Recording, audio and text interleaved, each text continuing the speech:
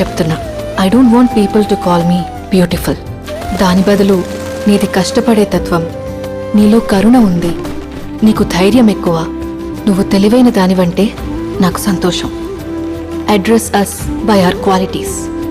MS Subbalakshmi అంటే భక్తి, అందం కాదు. మదర్ తెరెసా అంటే కరుణ, అందం కాదు. ఐన్ ర్యాండ్ అంటే తత్వం, అందం కాదు.